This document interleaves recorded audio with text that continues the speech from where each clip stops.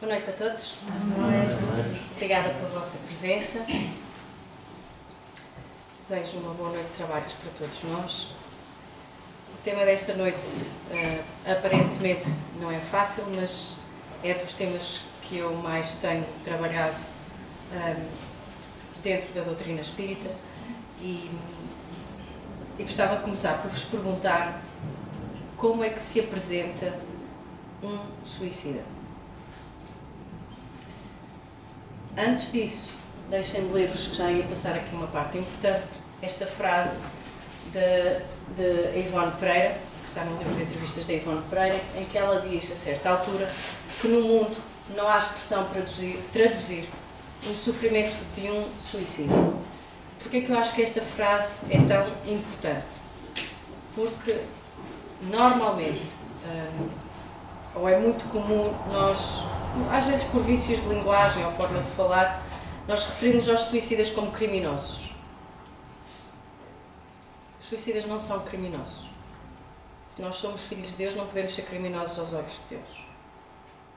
Então, dizer mesmo, dentro da doutrina espírita, que os suicidas são criminosos é uma incoerência em relação à visão de Deus que o Espiritismo dá, e é uma incoerência em relação a tudo aquilo que a doutrina espírita nos diz sobre o suicida. E depois há aqui uma outra coisa que nós nos esquecemos muitas vezes, que é a forma como nós pensamos nos espíritos que desencarnam, seja pela forma que for, vai também afetar. Quantas vezes, por exemplo, nós usamos a expressão, olha, tu és um Judas, ou aquela pessoa é um Judas. Nós esquecemos que já houve um espírito de Judas e nós estamos séculos e séculos e séculos a falar daquela forma acerca daquele espírito. E isso vai criando, através dos pensamentos de forma, vai criando também uma carga para esses espíritos que desencarnam. Estou a referir-me agora aos Judas, à figura histórica, mas há tantas outras, mesmo políticos. Aquilo que nós fomos, ou aquilo que qualquer espírito foi no passado, já não o é hoje. Então, quando nós nos referimos ao mesmo espírito, encarnado ou desencarnado, sempre da mesma forma ao longo da história, nós estamos, coletivamente, a atribuir-lhe, a dar-lhe e a enfiar um peso, digamos assim, que não vai facilitar a sua evolução enquanto espírito. Então, o primeiro ponto que eu gostava mesmo muito que ficasse claro no trabalho desta noite é isto, é que vamos pensar nos suicidas como sofredores e não como criminosos ou outras coisas do género, porque isso não nos ajuda. Não nos ajuda a nós. E depois já vou tentar explicar um pouco porquê. Voltando à pergunta que eu já estava a fazer há pouco, como é que se apresenta um suicida hoje em dia? Como é que nós sabemos se, por exemplo, aqui nesta sala há alguém com ideação suicida ou com pensamentos suicidas? Como é que será a expressão facial de um suicida? Como é que ele se apresenta socialmente? Carrancudo, semblante triste, escondido, não sai de casa?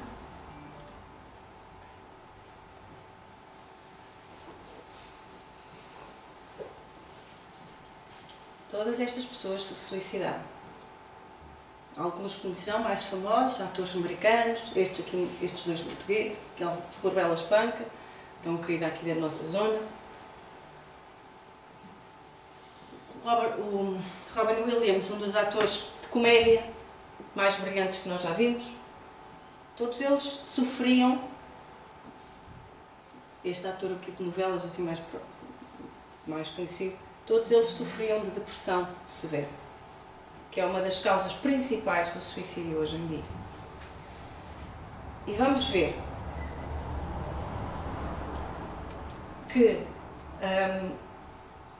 e não só destas áreas de trabalho, por exemplo, nos últimos 10 anos, há algumas estatísticas curiosas, nos últimos 10 anos suicidaram-se 12 padres em Portugal.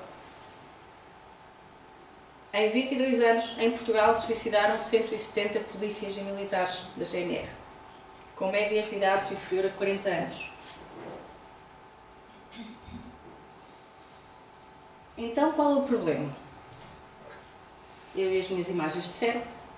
A imagem de alguém que não tem ideação suicida, a imagem cerebral de alguém que não tem ideação suicida, e a fotografia de um cérebro de alguém com ideação suicida.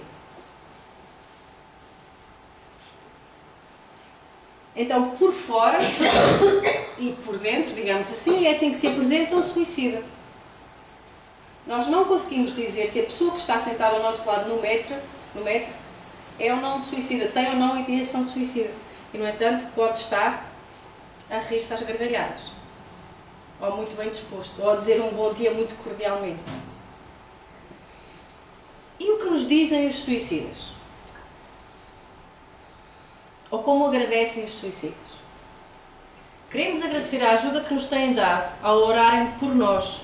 Somos um grupo grande de suicidas. Os lanceiros de Maria recolheram-nos e deixaram-nos aqui, onde nós estamos todos reunidos, para sermos tratados e orientados. Fomos trazidos para aqui para os primeiros socorros. Estamos num estado lastimável. Cada um de nós está a fazer este trabalho hoje, esta noite, e sempre que vem aqui. Porque é que é importante vir a um centro espírita? Por isto, entre outras coisas. Estamos a ajudar a nós, é certo, mas estamos a ajudar a muitos outros que estão aqui em tratamento. Em situações que provavelmente nós já estivemos ou que poderemos vir a estar.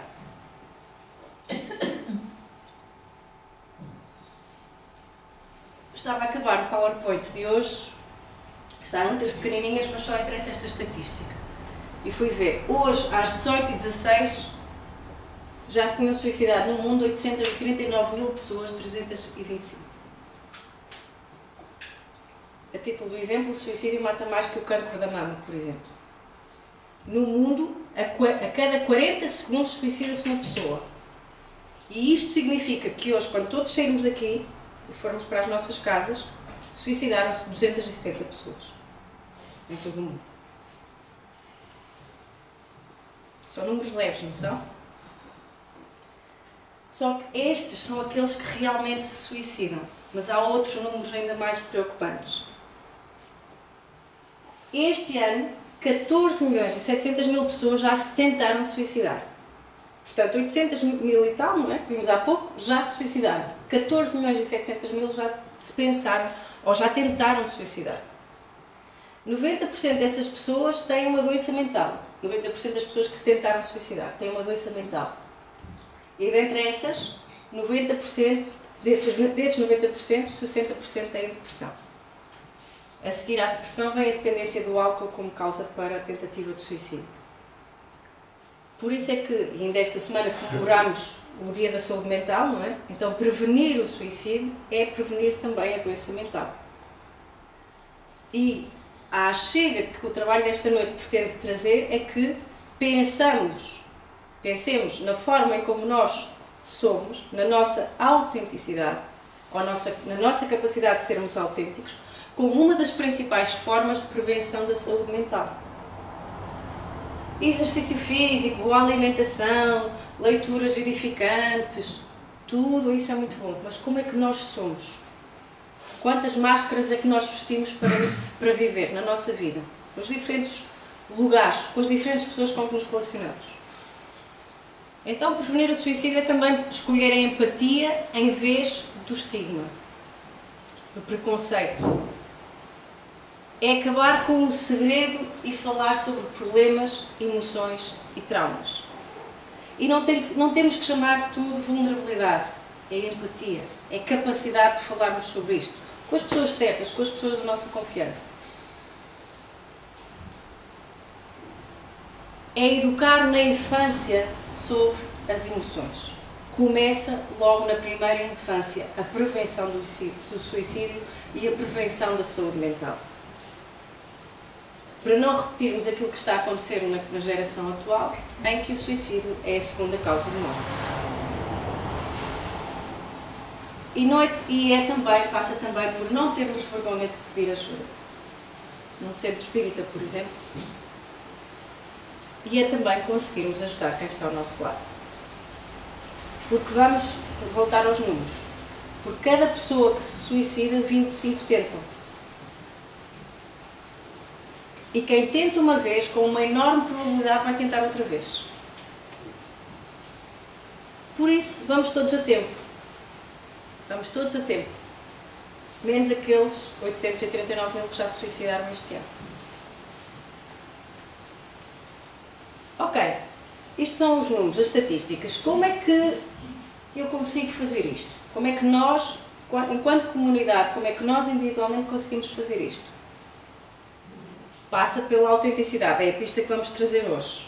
Mas para isso nós temos 3 inimigos, há muitos mais, mas para o trabalho desta noite trouxemos 3, que passam primeiro pela doença de nos sentirmos indispensáveis.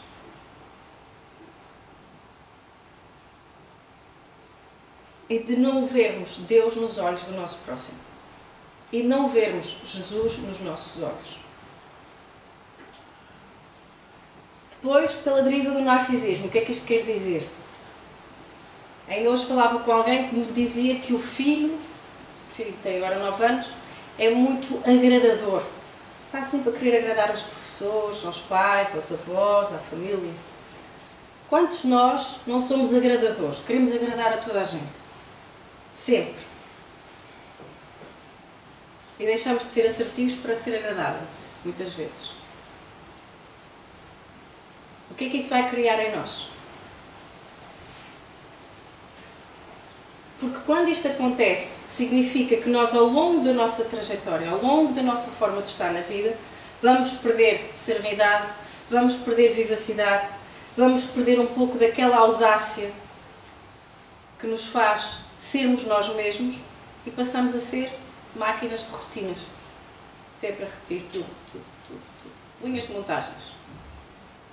E isto vai fazer o quê? Com que percamos a vontade de lutar, com que se perca a vontade de nos levantarmos da cama de manhã e esquecemos de viver cada dia como se esse dia fosse realmente o dia para nós cumprirmos a missão a que estamos destinados.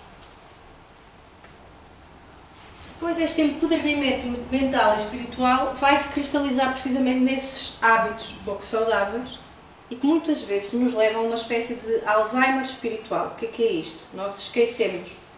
E se nós lermos o livro Memórias de um Suicida, que é um dos livros básicos do trabalho desta noite, nós percebemos isso. Quantas vezes nós nos esquecemos que não sabemos a nossa história toda. E que nós somos, e que a nossa história pessoal não se resume à nossa vida atual. E por isso é que nós não podemos julgar os outros, tal como também não podemos ser muito severos quando nos julgamos a nós mesmos. Nós não conhecemos a história toda. E isso vai fazer toda a diferença.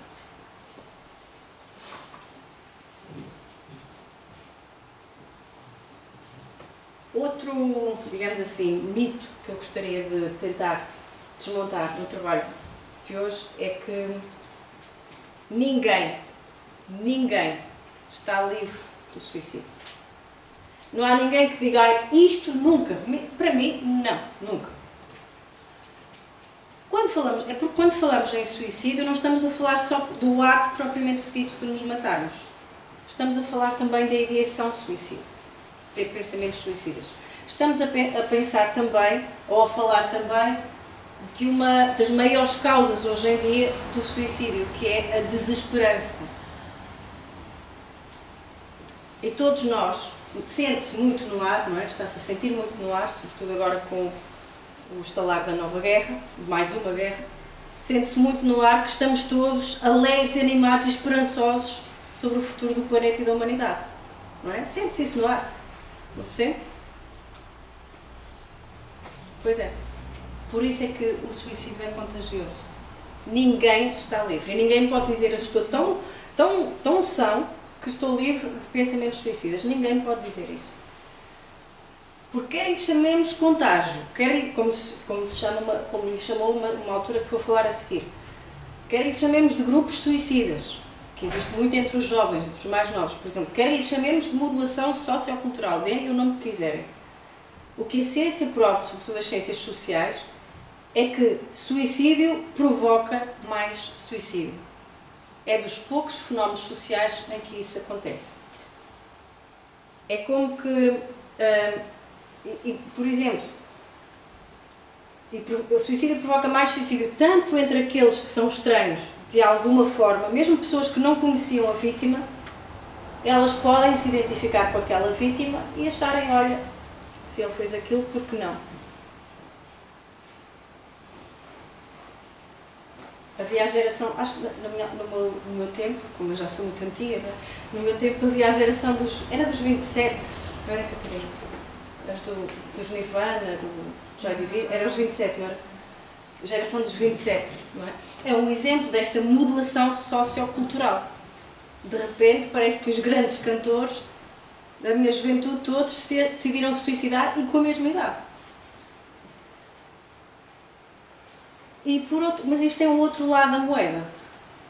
E aqui é onde nós nos podemos agarrar.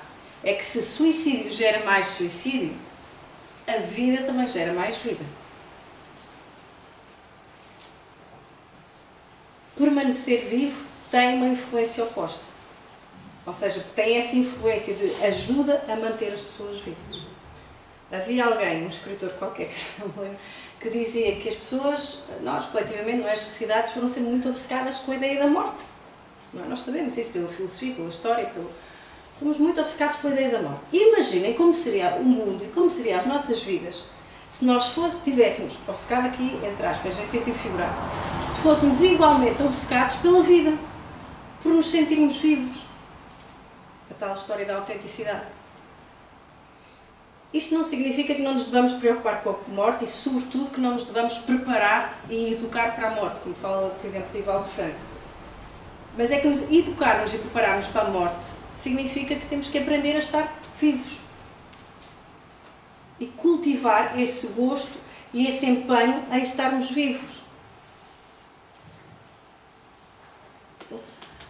Porque, vamos ver, o contágio mais profundo, por exemplo aqui, mais profundo e mais assustador de todos, acontece durante a infância.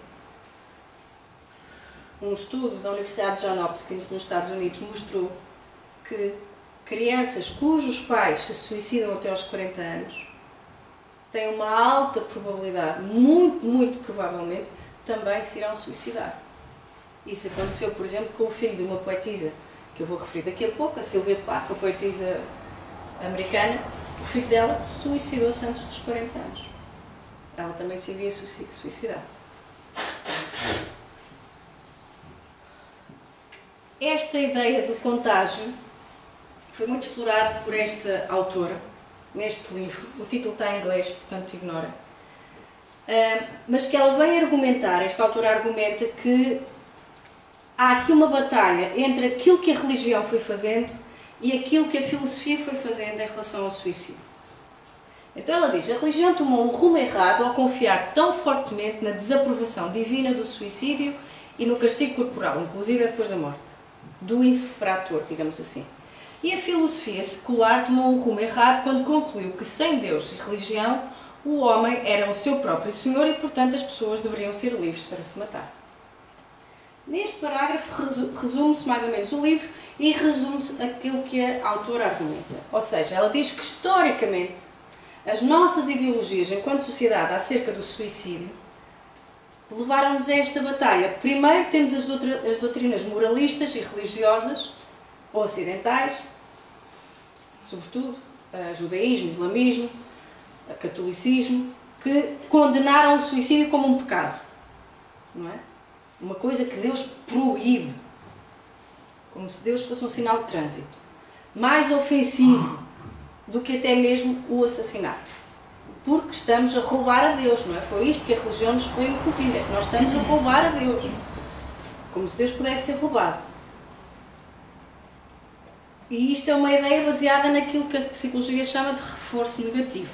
Então ficamos com esta coisa da culpa, da punição, algo que nos cria muitos traumas coletivos e pessoais. E depois vem a filosofia, sobretudo a partir do iluminismo, que põe o homem no centro de tudo e diz, não, tu és livre para fazer tudo aquilo que quiseres. E, portanto, não precisas de Deus, não precisas de nada, e se queres matar, alguém mata-te. Não vem daí mal nenhum ao mundo. Isto foi o que a filosofia foi dizendo. E isto como que nos entalou enquanto sociedade, não é? Entalou-nos enquanto sociedade e nós ficámos aqui entre estas duas posições. E isto tornou-se um obstáculo para combater o suicídio. E por isso é que um livro, que é Memórias de um Suicídio, um livro espírita, psicografado pela médium brasileira Ivone Amaral Pereira, é uma obra tão notável. É mais ou menos da grossura deste, eu não o trouxe, mas é mais ou menos da grossura deste. E aqui vou fazer só um parênteses sobre este livro, que é que muita gente diz: é um livro muito pesado de se ler, é muito difícil, eu não consigo ler aquilo, deprimo. Vou usar um termo dos nossos irmãos do outro lado do Atlântico, vamos nos deixar de frescuras. Okay? Difícil é perder um filho. Ou ter um filho, também deve ser difícil. Difícil é morrermos alguém que nós amamos. Ler um livro não é assim tão difícil. Exige esforço, exige disciplina, exige vontade de aprender, portanto vamos deixar desculpas para não ler e para não estudar. Eu estou simpática, não estou? Então, Memórias de um Suicida é um livro fundamental para quem se interessa por esta temática do espiritismo e do suicídio. Quem não quiser ler a obra toda, eu disponibilizo-me e ofereço um resumo. Eu fiz um resumo da primeira vez que li o livro e distribuí no Metro do Porto. Achava aquilo tão importante que toda a gente devia ler aquilo, comecei a distribuir o resumo do livro pelo Metro do Porto. Não sei se serviu para alguma coisa para além de gastar papel. E o livro foi tão notável que a própria história da publicação deste livro foi interessante, porque a Ivone Pereira, quando psicografou inicialmente, ela achava que aquilo era demasiado fantasioso, que aquilo não podia ser verdadeiro. E ela achava que era mistificação. Ela não tinha estudado suficientemente ainda a doutrina espírita quando psicografou. E só depois, quando ela se mudou para o Rio de Janeiro e se manifestou o espírito de Leão Diniz, é que ele lhe disse: olha, vamos publicar, vamos continuar o livro e vamos publicá-lo. E ela terminou o livro.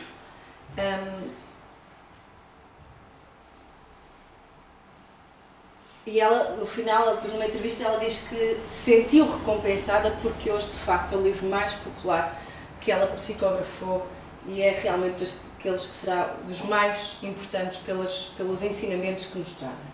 E é precisamente um capítulo deste livro que eu vou me focar agora para falar neste senhor que todos vós conhecerão. Aliás, agora está aí uma polémica na cidade do Porto porque a Edilidade teve a feliz ideia de querer tirar a estátua do senhor, que o senhor tem, acho que é na Corgoaria. Então querem tirar de lá uma estátua tão bonita do senhor a abraçar uma senhora. Nós precisamos de romantismo nos nossos dias e querem tirar de lá a estátua. Portanto, já todos conhecem este senhor, não já? Camilo Castelo Branco, o escritor. E o capítulo que nós vamos falar é precisamente o escritor do século XIX. Relata precisamente o triângulo de amores e desamores que provocou séculos de encarnações, dores e resgates a este senhor e a pessoas que lhe são próximas. E Ivone diz em entrevista que nestes casos de amor, que são muito difíceis de solucionar, no plano físico e no plano espiritual, eles são mesmo dos mais, digamos assim, dos mais gravosos em termos de prevenção do suicídio. E a Ivone, isto disse mesmo, nós lemos o depoimento e vemos que é o depoimento de uma senhora. E ela diz assim: isso talvez se dê porque não se pode controlar o coração de uma pessoa. Se alguém é abandonado por outro a quem ama, o que é que se faz? E ela explica: o remédio para uma pessoa apaixonada que é desprezada é a conformidade com a situação e voltar-se para Deus. Ou, então, seguir o conselho do Leão Tolstói, escritor russo, que dizia: olha, arranja outro amor. Ou seja, o que ela está a querer dizer é: não vale a pena matar-se por amor. Não há cá Romeus nem Julietas agora. Então, este capítulo de Camilo, que vai falar de Camilo, vai ser precisamente um capítulo que vai focar estes temas principais: o amor a Deus, a misericórdia, o livre-arbítrio e a responsabilidade, a justiça divina e a evolução espiritual, a compreensão e a empatia. Eu vou tentar resumir assim muito rapidamente. O capítulo começa com um recuo já aos tempos em que Camilo havia sido um dos indivíduos que apedrejou Estevão.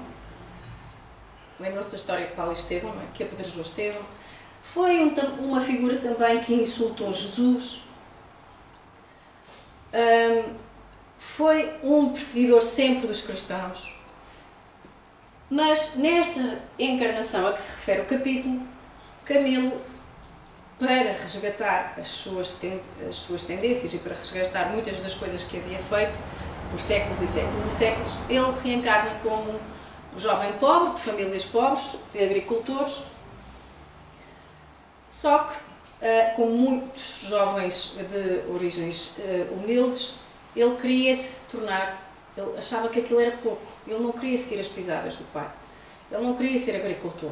Além disso, ele estava farto da tirania do pai, da rigidez, da severidade do pai, e ele tinha outras ambições, ele queria ser como os primos dele que viviam em Madrid. Desculpem, esta reencarnação dele, ele vivia em Toledo, em Espanha. E então ele queria ser uma dessas, queria ser assim mais, ter essa vida assim mais glamourosa, digamos assim. Mas não via como, porque ele não tinha dinheiro, os pais não tinham posses para mandar para a cidade, a vida dele era ser pastoreio e ajudar nas lides agrícolas. Ele lá ia falando com a mãe, não é? Porque o pai nem ia pensar nisso, portanto ia com a mãe falar destas ambições. E a mãe dizia, olha, não penses nisso, não vais contrariar o teu pai, olha, vai-te aconselhar com o parco da aldeia. E ele lá foi. Mas teve a brilhante ideia de que, bom, eu não tenho dinheiro para ir para a cidade, para Madrid, não tenho dinheiro para me tornar militar, não tenho dinheiro para estudar, então, mas posso ser padre. Se ele fosse padre, ele poderia ir estudar de graça, podia adquirir um estatuto social que não tinha na altura, que lhe estava vedado, porque ele não tinha posses da família, e, portanto, seguir essa via era uma forma de ele subir em termos de prestígio e de estatuto social. Foi falar com o padre, e o padre, que o conhecia bem desde pequenino, era o seu tutor, percebeu logo o que é que ele queria. E disse-lhe que não, que para ele seguir o Evangelho, deu-lhe todos aqueles conselhos que, se eu tivesse tempo, vos lia, porque se de facto Camilo nessa altura tivesse seguido os conselhos daquele padre, não tinha acontecido todas as desgraças que aconteceram posteriormente. E ele então, ele disse, olha, para seguir o Evangelho de Jesus tens que ser uma pessoa simples, tens que renunciar aos teus interesses, aos teus apegos, a essas ambições materialistas e tudo mais. É claro que para os ouvidos de Camilo naquela reencarnação aquilo era completamente absurdo, nem sequer chegava a entrar. E ele lá insistiu e que foi mesmo estudar para os jesuítas, para o colégio de jesuítas, e tornou-se um dos maiores inquisidores em Espanha. Mas, entretanto, antes de se tornar inquisidor, estavam a esquecer da parte principal, ele apaixona-se, claro. Portanto, queria ser padre, mas apaixona-se e queria casar com uma Magda. A menina chamava-se Magda. E eles lá namoriscaram ali um pouquinho e tal, ele foi-lhe dando alguma trela, mas também deve ter percebido, bom, daqui não vou sair da cepa torta. Aparece lá um primo, um Jacinto Ornelas, vem de Madrid, todo bem posto, todo militar, com os seus uniformes todos brilhantes, e claro que a Magda deixou o pastor e foi para o militar, e pronto. E a coisa não ficou bem resolvida. O Camilo ficou extremamente ciumento e jurou, como vai dizer daqui a pouco, jurou ódio eterno àqueles dois, e começou-se a gerar ali tudo o que tem a ver com ódios, com vinganças, com rancores. Todos esses sentimentos teriam sido evitados se Camilo percebesse, ou se nós tivéssemos esta noção, para que é que serve uma encarnação. E nós vemos que o livro dos Espíritos diz-nos que Deus impõe a encarnação como um fim de nos levar à perfeição. Para uns é uma expiação, para outros uma punição. No caso do Camilo, que reencarnou em Toledo, era uma expiação daquilo que ele havia feito no passado. O Evangelho, segundo o Espiritismo, vem-nos dizer que cada encarnação, para todos os espíritos, é apenas um estado transitório. Lá está. Não é só isto, o tal Alzheimer espiritual, não é? É uma tarefa que Deus nos impõe quando iniciam a vida como primeira experiência do uso que farão do livre-arbítrio. Portanto, é um treino para o nosso livre-arbítrio. O céu e o inferno vem-nos dizer que a encarnação é necessária ao duplo progresso moral e intelectual do espírito. Ao progresso intelectual pela atividade obrigatória do trabalho e ao progresso moral pela necessidade recíproca dos homens entre si. A vida social é a pedra de toque de boas ou más qualidades. É aqui na vida social que nós vamos perdendo a autenticidade, porque entre a balança entre eu, autêntico, e a sociedade, ganha sempre a sociedade. Então, o tal do Camilo jura ódio eterno à Magda e ao Jacinto de Ornelas, rancoroso e despeitado, desejei-lhes toda a sorte de desgraças enquanto projetos de vingança compeliam a minha mente sugestões contumazes de maldade. Vamos lembrar que este senhor, no século 33 em Jerusalém, era um adepto de Barrabás.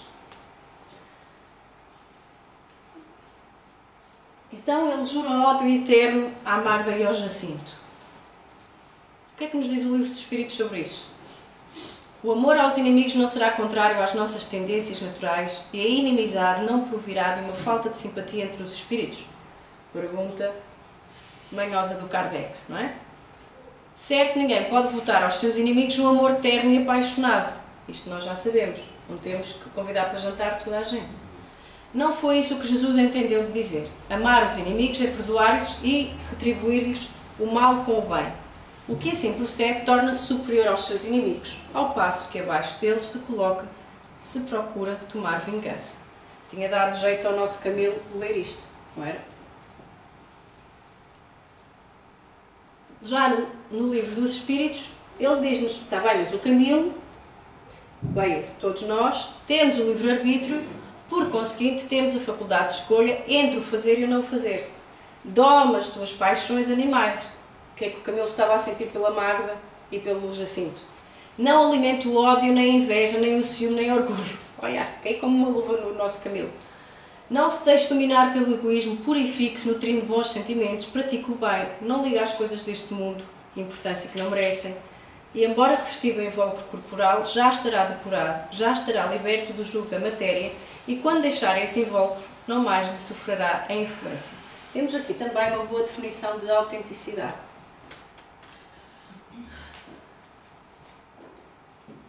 No Evangelho vem-nos dizer, bem-aventurados misericordiosos, que foi tudo aquilo que Camilo não teve para com Jacinto nem com Magda.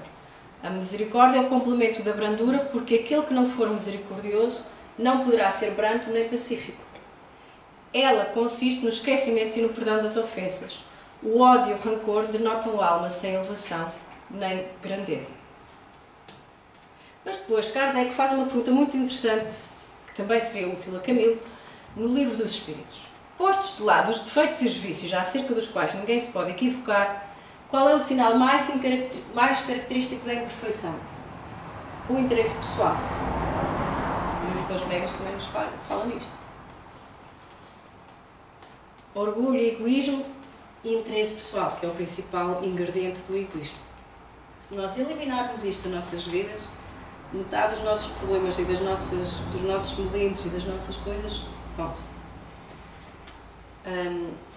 E então voltamos ao nosso Camilo, ao nosso triângulo amoroso. Por quase 15 anos o Camilo esqueceu a Maria Magda e o Jacinto de Ornelas, que entretanto eles foram para a Holanda, mas entretanto, passados esses 15 anos, o casal regressou a Toledo e Camilo, que tinha ali as suas paixões, o seu rancor e o seu ódio assim meio dormentes, não é? Com a ausência, da vista longe do coração, aquilo voltou tudo quando os voltou a ver. Aqueles sentimentos que estavam ali assim meio aplacados voltaram todos na sua efervescência máxima. O que é que ele começou a fazer? Lá está, nada de brandura, nada de misericórdia, começou a perseguir e a assediar a Maria Magda. E a situação chegou ao extremo que o casal, que era bastante feliz, decidiu abandonar a cidade. Só que Camilo, como tinha, assim, como se diz, vigias, pessoas que, espiões, não é? Tipo espiões, assim, pela cidade, porque ele era inquisidor, descobriu esses intentos da Magda e do Jacinto e mandou prender o Jacinto, porque o Jacinto, em termos políticos, também era reformador. Enfim, ele arranjou ali uma desculpa para o prender, para o torturar. E disse assim à Magda, olha, se tu quiseres até te dou o teu marido de volta, mas só se tu te entregares a mim. E a Maria Magda andou ali, e enquanto a Maria Magda não se entregava e etc., Ele foi torturando, foi arrancando dedos, foi fazendo tudo por uma linha ao Jacinto. Até que Maria Magda aceita, cede, mas Camilo tem este gesto de, ok, toma lá o teu marido de volta, mas antes disso ele decidiu arrancar os olhos ao marido. E o marido ficou cego, o Jacinto ficou cego. Ainda se aguentou por mais um mês ou dois, lá em casa, com a mulher, o Jacinto, mas ele não suportou o fardo que estava a ser para a esposa, a vergonha, o sofrimento, para além das sequelas físicas da tortura que tinha sido sujeito, e então suicidou-se. Como é que Camilo Castelo Branco vai reencarnar depois? O que é que vai acontecer ao nosso Camilo, o nosso Camilo português, do Amor de Perdição? E uma coisa que eu só reparei agora na segunda vez que li este livro é que, se lembrarem do Amor de Perdição de Camilo, não é um romance, não é espírita, é romance, não é? Ele é quase uma cópia deste triângulo amoroso que o próprio Camilo passou numa reencarnação passada. E se nós formos ver outros livros do Camilo Castelo Branco, vai acontecer muito isso e nós vamos perceber, não é? A Faculdade de Letras do Porto ia ler isto, ia ler este livro, e a perceber de outra forma, olhar de outra forma para a obra de Camilo Castelo Branco. O mesmo horror que Jacinto de Ornelas sentiu pela cegueira, também eu senti, conta-nos Camilo depois. 3 séculos depois, ao perceber que perdera a luz dos olhos. 3 séculos depois, o nosso Camilo, já aqui em Portugal. As atormentações morais, as angústias, as humilhações insofríveis, o desespero inconsolável ao ver-se à mercê das trevas e que levaram aquele desgraçado ao funesto erro do suicídio, também em meu ser se acumularam com tão dominadora efervescência que imitei o gesto, tornando-me, em 1890, suicida como ele o fora, em meados do século XVII. Século XVII, século XIX. Estão a ver como as coisas se vão arrastando. E por isso é que depois nós vamos ver o que é que os suicidas nos dizem nas comunicações espíritas, nas comunicações mediúnicas. E vai haver algumas características comuns que nós vemos no que eles nos transmitem, no que eles nos ensinam. Então, um discurso de um suicida em comunicações mediúnicas normalmente tem sempre estes aspectos. A descrição do seu sofrimento, das suas desilusões, do seu desapontamento por afinal o sofrimento não ter acabado, do arrependimento, e já há alguns estudos também que mostram que hoje li qualquer coisa sobre isso, que muitas vezes o suicida, por exemplo, o suicida que se atira, arrepende-se já enquanto está a cair. Ele já, nesse momento, já está a arrepender-se. Do remorso por aquilo que fez, a questão da imortalidade como uma surpresa, a parte do resgate, eles também descrevem muito o início, não é? A parte do tratamento espiritual, como aquela comunicação que vos dei no início, e depois algo que é sempre muito comovente nas suas comunicações, que é uma exortação à vida, ou seja, não se suicidem, valorizem a vida. Portanto, um discurso de valorização da vida. Bom, este tema é imenso e por isso trouxemos aqui um bocadinho da papinha já feita para podermos estudar depois no seguimento. Então, na Revista Espírita, se quiserem ler mais sobre o suicídio, têm estes números. Tanta gente a apontar e a escrever. Têm estes números da Revista Espírita, têm relatos de suicídios, que nos vão trazer ensinamentos muito enriquecedores e muito esclarecedores. E eu não vou falar deles porque não há tempo para isso, mas não quis deixar de trazer alguns apontamentos sobre onde podem ir saber mais sobre o suicídio na Revista Espírita. No Livro dos Espíritos também tem nestes capítulos todos. O tema do suicídio, reparem, ele é transversal em toda a doutrina espírita, não só nas chamadas obras de codificação, mas também na literatura complementar, ou seja, na produção mediúnica. Dentro da codificação, da chamada codificação, só a Gênese é que não se refere diretamente ao suicídio. Então, no livro dos Espíritos, nestes capítulos que apontei aqui, quais são os motivos para a falta de autenticidade e que levam ao suicídio? Primeiro, a insatisfação pela vida sem motivo aparente. O Kardec vai explicar que o não sentido para o viver é um sentimento que se origina da falta de fé e geralmente da falta de fé na sociedade. E por isso é que todos nós agora estamos a atravessar um período também mais, de mais cuidado nesse sentido, de falta de fé na ociosidade. Então, o bom antídoto para isto é trabalhar com a função de compreendermos a brevidade da nossa existência aqui na Terra e sempre com os olhos postos na imortalidade do Espírito, na continuidade da existência do Espírito. Esse é, no fundo, o grande contributo do Espiritismo. Depois temos a fuga das dificuldades e das decepções cotidianas. Falta de autenticidade porquê? Porque nos falta a coragem para suportar os conflitos diários e as dificuldades diárias que nós vamos tendo. E este vai ser a principal motivação de suicídio neste século. Pela forma como nós estamos a educar agora as nossas crianças, as gerações mais novas. Com extrema falta de resiliência, com hiperproteção, com uma despreparação total para desafios, para se superarem, para se testarem. Depois, a fuga pela vergonha de ter praticado alguma coisa, uma ação errada. O constrangimento e vergonha que envolve filhos e família. A questão das aparências, do estatuto social. A vontade e a esperança de usufruir mais cedo de uma vida considerada melhor. Vamos para o paraíso, não é? Descanso eterno. O sacrifício da vida em prol da vida de outros. Esta aqui é a única que tem atenuante, segundo Kardec.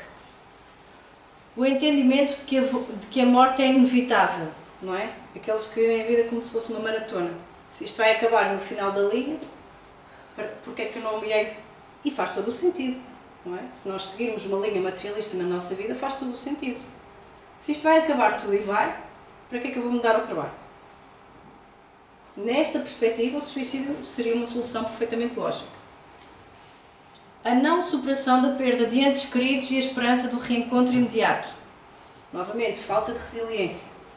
Quando nos morre alguém, o problema é da pessoa que partiu? Ou o problema é como é que eu fico sem aquela pessoa? Os hábitos que podem resultar na abreviação da vida. E aqui eu trago o exemplo do nosso lar, do André Luís, que foi considerado suicida sem o saber. Bebia assim uns whiskies, gostavam-se de petiscos, jantaradas, portanto os nossos hábitos, o nosso estilo de vida, portanto. E depois o hábito cultural. E aqui uma chamada de atenção para a forma, por exemplo, como o género feminino tem sido tratado ao longo da história. Portanto, muitos suicídios de mulheres devido a este preconceito generalizado na sociedade que favorece o género masculino. Então, à luz do Espiritismo, os pensamentos sobre o suicídio têm duas origens, diz-nos Divaldo Franco em Vivências do Amor em Família. A primeira é anímica, em que o próprio indivíduo que cultiva a ideia autodestrutiva experimenta uma falsa necessidade de sair do corpo para se ver livre do sofrimento. É uma espécie de angústia contínua, um distúrbio emocional intenso que se pode refletir no corpo. A angústia que eu sinto vai se somatizar no corpo. Até aqui nós já sabemos. A segunda é o desconforto físico e psíquico que leva a pessoa ao desejo de apagar a consciência para evitar a aflição indescritível. E como o ser se encontra fragilizado, os seus adversários espirituais incitam-no a, num momento de surto, quando a razão está bloqueada, a tomar a decisão de cometer o suicídio. E novamente aqui não quero mais lembrar que a responsabilidade não é dos adversários espirituais, a responsabilidade é do próprio. Primeiro porque abriu portas e segundo porque tem o seu livre-arbítrio, portanto a decisão é sempre dele.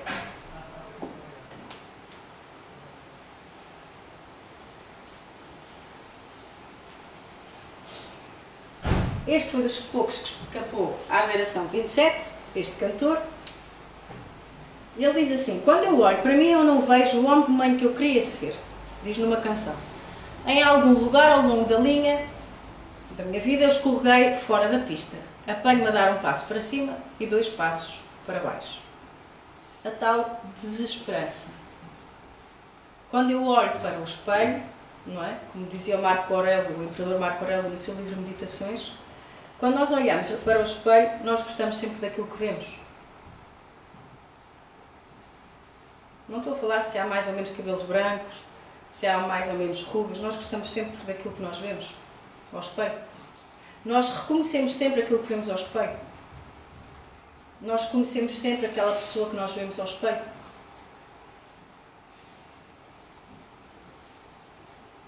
Nós ainda nos rimos, ou rimos no sentido de alegria saudável, como nos ríamos em criança. Nós ainda somos capazes de sorrir com as coisas simples. Hoje uma criança de 2 anos e meio dizia para outra que estava a chorar porque queria a mãe: cala-te, não chores, as mães vêm sempre. Vêm sempre buscá-los. Uma criança de 2 anos e meio. As mães vêm sempre. Nós temos a capacidade de dizer isto para nós mesmos quando nos vemos ao espelho. Admita. Vou trazer aqui alguns escritores, porque ninguém como os escritores consegue descrever estes estados de espírito. Não é como eles. Não estás nem perto. Às vezes podes vestir-te como um deles, ver os mesmos programas de televisão sem sentido que eles. Talvez até comer a mesma fast food, às vezes. Mas parece que quanto mais tentas adaptar-te, mais te sentes como um estranho, observando as pessoas normais, enquanto elas vivem as suas existências automáticas. Por cada vez que dizes frases de conveniência como tenha um bom dia, o tempo hoje está mal, está de chuva, anseias por dentro dizer coisas proibidas como diz-me lá algo que te faça chorar, ou para que achas que serve o déjà vu. Quantas vezes nós nos tornamos pessoas do tipo das lojas de conveniência que existem nas cidades? E nos relacionamos assim também. Fazer conversinha de... Em inglês a expressão é conversa pequena, não é? Conversinha de circunstância. Como é que está o dia? Então hoje dói mais a perna ou o braço. E porquê é que não conversamos de uma forma mais profunda com o outro, em vez de estar só a conversar sobre coisas, só à superfície? Às vezes o outro precisava mesmo de uma conversa um pouco mais profunda.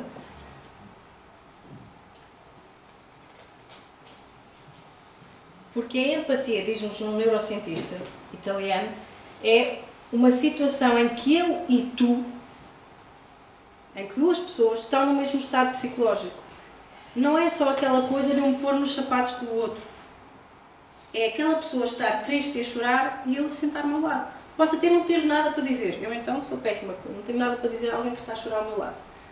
Eu digo, olha, chora. Eu estou aqui, se precisares de alguma coisa, chora.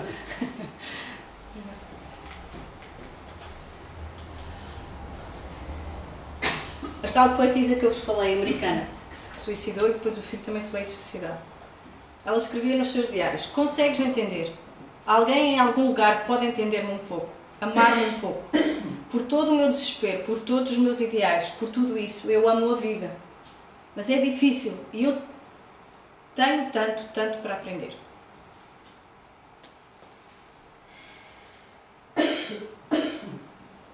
A luta entre o eu autêntico e o eu que é esperado, e o eu que anseia pela validação externa, pela validação social. E hoje em dia existe um foco maciço nesta aprovação, nesta validação externa. Desde a infância, a criança tem que ser assim, tem que se comportar assado. Se desenha uma nuvem, a nuvem tem que ser branca e o céu tem que ser azul. Não pode desenhar no céu cor-de-rosa. Tem que ter a casa certa, o trabalho certo, o grande casamento da vida dela. Tem que ter a promoção no trabalho. Tem que ser como o vizinho. Mas ninguém se importa com a forma como as pessoas realmente se sentem. E como essas coisas nos podem deixar muito vazios. Eu posso ter o carro certo, a casa certa, o trabalho certo, o casamento certo, e sentir-me vazio na mesma. E o que é que eu faço então? Por exemplo, dá-se um foco muito pequeno às pessoas com quem nós partilhamos a nossa vida. Eu não me estou a referir só aos nossos parceiros românticos. Com quem é que nós partilhamos as nossas preocupações? Nós temos alguém na nossa vida em que possamos ser realmente aquilo que somos, em que não precisemos estar a desempenhar um papel, em que não precisemos de pôr maquilhagem para nos apresentar a alguém.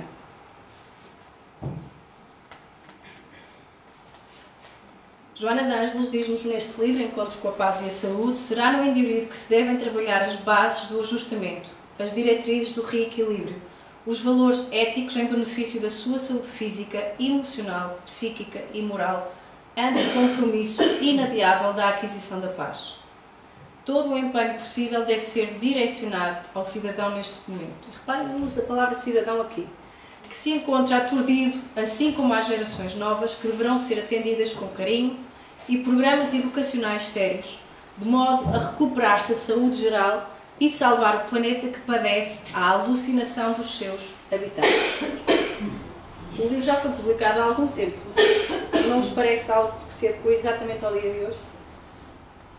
E continua. Indispensável, pois, torna-se a formação de uma cultura de amor, porque é necessário aprender-se a amar. Alguém há 2000 anos já nos veio cá ensinar isso, não? E nós ainda continuamos com essa necessidade. Superando-se os conflitos internos e modificando os sentimentos que se armam contra, quando deveriam desarmar-se para apenas amar. Então não nos vamos armar para sermos validados pelos outros, pela sociedade, por instituições. Vamos nos desarmar-nos para aprendermos a amar. Olhem a profundidade deste desafio de Joana de Ângeles, facultando a instalação de um clima existencial de respeito pela vida em todas as suas expressões. Então, se nós temos alguma energia para participar neste mundo, vamos viver para essas pequenas gentilezas, para com os outros e para connosco mesmos. Para essas consolações que nós podemos dar aos outros e que nos servem também a nós. Podemos confessar a nossa tristeza àqueles que sofrem e partilhar a nossa alegria àqueles que também estão tristes naquele momento. Os textos espíritas, a literatura espírita, exortam-nos, a nós, a todos nós, a sabermos que somos necessários e que somos amados. Quando eu dei o testemunho daquele irmão que se havia suicidado, que vinha num grupo de suicidas, que estava aqui em tratamento neste centro, eu comecei por dizer que todos nós aqui nesta sala somos necessários. Para quê? Para julgar, para ficar curioso sobre, para pensar, Não, para amar aqueles que aqui estão. Os de fatiota e os que não têm a fatiota. Ou que têm outra diferente.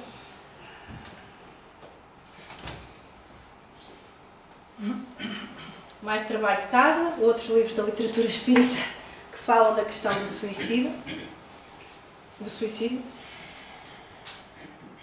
E termino com este texto do Evangelho segundo o Espiritismo, que nos diz assim: o espírita tem vários motivos a contrapor à ideia do suicídio. A certeza de uma vida futura, em que, sábio, será tanto mais ditoso quanto mais inditoso e resignado tenha sido na Terra. A certeza de que, abreviando os seus dias, chega precisamente a resultado oposto ao que esperava, que se liberta de um mal para incorrer num mal pior, mais longo e mais terrível, que se engana, imaginando que com o matar-se vai mais depressa para o céu, que o seu suicídio é um obstáculo a que no outro mundo ele se reúna aos que foram objeto das suas afeições e aos quais esperava encontrar, de onde a consequência de que o suicídio, só lhe trazendo decepções, é contrário aos seus próprios interesses.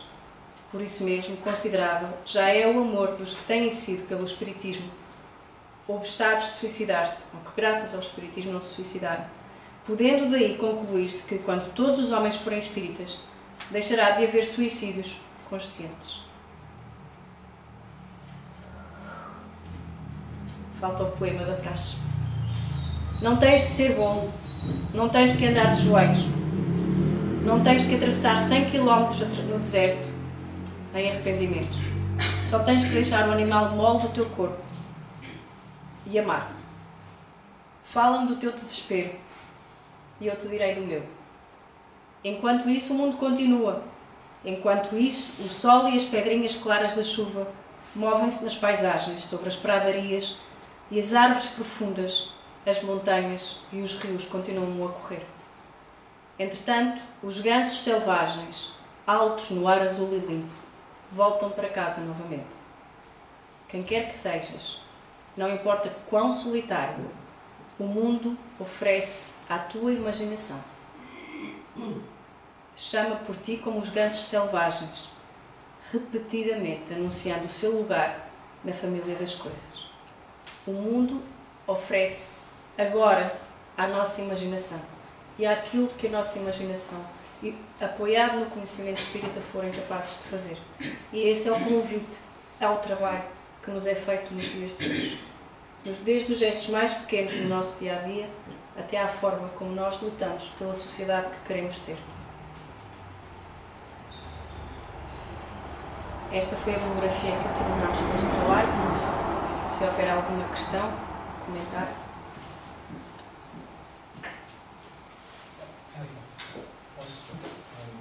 Sim. Queria dizer só 3 coisas.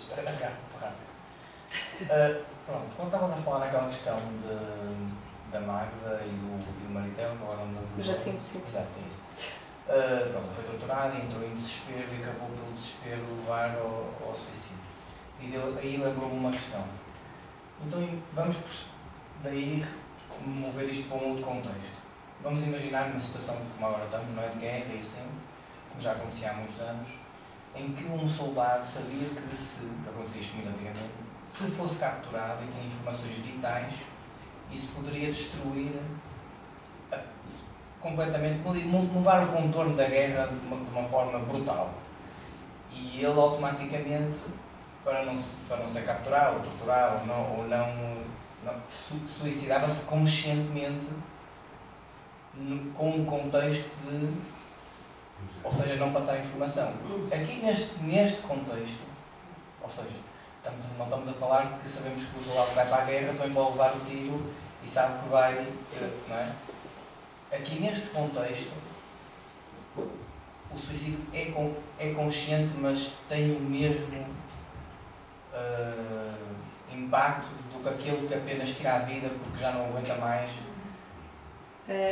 Isso cabe aqui neste ponto aqui, ponto 6. O sacrifício da vida em prol da vida de outros. Agora, eu estou a supor que o teu soldado é dos bonzinhos, digamos assim, está do lado ético, digamos assim. Vamos pensar, por exemplo, nos suicidas. Nos kamikaze. Sim, isso é completamente diferente. Não é? Aí vou só refrisar aqui este aspecto que eu acho que é importante. Isto não é sempre tão linear. O Camilo não ficou cego porque cegou o outro. Não é sempre assim, não é assim tão linear. Tem a ver, por isso é que tem a ver com o somatório de todas as nossas vidas e com aquilo que é preciso que nós aprendamos. Portanto, em vez de pensarmos só, olha, fazes isto é assim, porque isso é, como é que se dizia, o olho por olho, o dente por dentro. Então Jesus não nos tinha trazido nada. Tem a ver com aquilo que nós precisamos aprender para aprendermos a amar, para sabermos amar. Agora, no caso desse, estou a dar uma resposta um bocado poética, não é? No caso do teu soldado, não é? Está neste exemplo. Se nós damos, isso também está no livro dos Espíritos, se nós damos a nossa vida em prol dos outros, desde que isso não seja com um outro objetivo subretício. Às vezes nós dizemos, estou a fazer isto pelos outros, mas eu só quero é ficar bem na fotografia. Não é? Aí tudo bem. Agora, se o soldado só estiver a pensar na medalha que vai ganhar quando for condecorado, ou a intenção, todas as nossas ações, sejam elas quais forem, o valor delas está na sua intenção. Até pode ser uma ação que nós dizemos, ok, moralmente duvidosa, mas se a nossa intenção era de boa... Claro, sim, depois por isso havia o exemplo de que os nazis na altura apenas se suicidavam porque sabiam que não queriam apenas revelar e mostrar realmente tudo aquilo que tinham feito aos últimos. Mas aí já não é, aí já é outra situação, aí já é mais para o cobardia do que propriamente para o mérito. É isso. Só uma coisa, agora voltando, ou seja, estou aí do fim para o princípio. Sim. Naquela imagem que tinhas no início do taco. Sim. Ou seja, aquelas manchas pretas que apareciam lá, eram as modificações que vão ocorrendo seja, que a própria depressão causa fisicamente. Isto é o cérebro de uma pessoa. Modifica-se consoante Isto se chama somatização. Ou seja, quando são estados, digamos, emocionais, mentais, que persistem ao longo do tempo, isso vai ter um impacto no cérebro. Por isso é que é tão difícil. É como o fenómeno da droga-adição. Ou seja, pode ser desde as drogas duras até ao simples açúcar. Isso vai provocar alterações no cérebro. Porquê é que não se dá açúcar às crianças até aos 2 anos? Por exemplo. Então vai ter um impacto. Então aqui torna-se muito mais difícil. Por isso é que a depressão é uma doença tão difícil de se tratar. Porque depois já vai... Isto aqui tem a ver com a alteração química dos neurotransmissores. E da forma, digamos assim, como eles circulam e como eles se relacionam entre si. E por isso é que vai provocar, digamos assim, estas manchas. Não sei se respondo. Sim, respondo. Sim. Era 3, não é? No primeiro slide, vou mostrar. Parasitoses energéticas. Parasitoses energéticas, sim. É melhor fazer a pergunta ao Sr. António que ele fala. Queria só acrescentar uma coisa. Sim. No primeiro slide, logo quando mostraste aquelas personalidades todas que se suicidaram, sim. Ali tem o Robin Williams, não é? Ou seja, o gênio da lâmpada, porque quem não sabe, mas foi quem deu a voz ao gênio no filme do Aladdin. Sim. Ele próprio tem uma frase muito célebre que diz que eu até vou ler porque não para não induzir em erro, que diz que as pessoas mais tristes são sempre tentando fazer as outras se sentirem mais felizes, porque elas sabem como é que é se sentir absolutamente sem valor e não quererem que ninguém se sinta o mesmo, ou seja, eles próprios sabem naquele fundo onde se encontram e acabam. Sim, e vamos ver os filmes em que ele participou. Sim, depois, todos eles que até daram exatamente um efeito contrário. Sim. Mas sempre a inspirar. Sim, exatamente. E ele mesmo, enquanto pai, era uma pessoa sim. super inspiradora.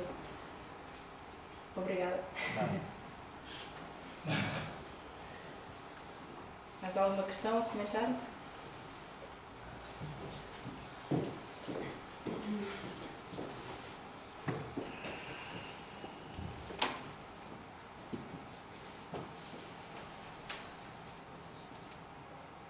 Então vamos só fazer a nossa prece de encerramento, fazendo uma respiração mais profunda.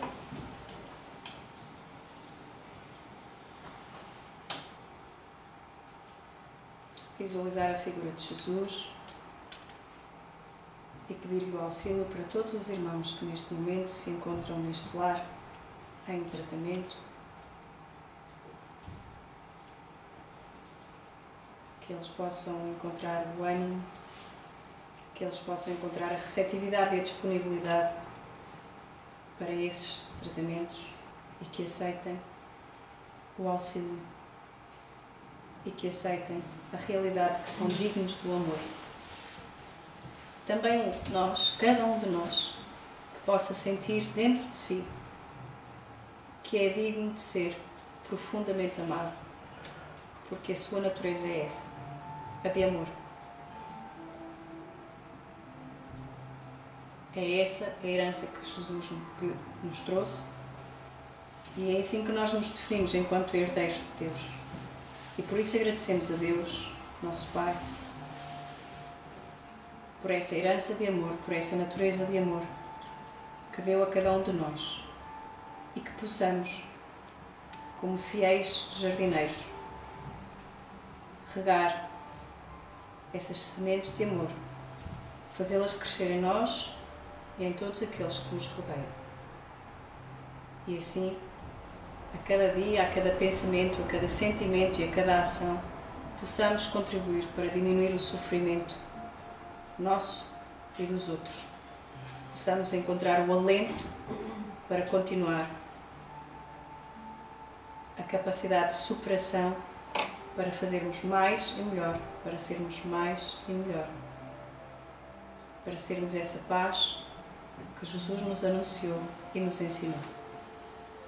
Agradecemos por fim aos benfeitores espirituais deste lar, por todo o amparo, por todo o auxílio, que eles possam atender às necessidades de cada um de nós, às necessidades de evolução de cada um de nós. Que cada um de nós possa sair daqui hoje mais fortalecido mais amado e mais capaz. Agradecemos por último aos nossos espíritos guias, pela sua companhia, pelos seus conselhos, por todo o trabalho que fazem junto a nós. E desejamos a todos, imbuídos desse amor universal, que cada um de nós possa ser paz, cada um de nós possa ter paz nas suas relações consigo, com os outros e com o mundo. Muito obrigada.